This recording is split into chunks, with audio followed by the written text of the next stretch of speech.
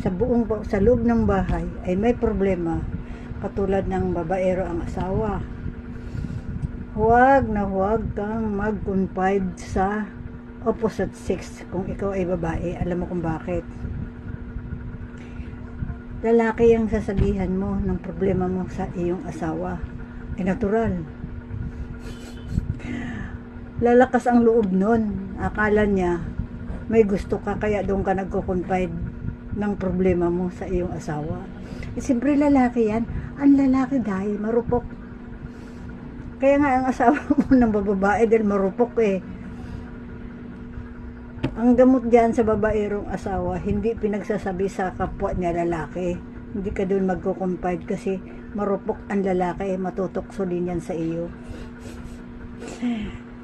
Iko-confide mo yan sa kapwa mo, babae o kaya sa kamag-anak mo para may maipayo sila.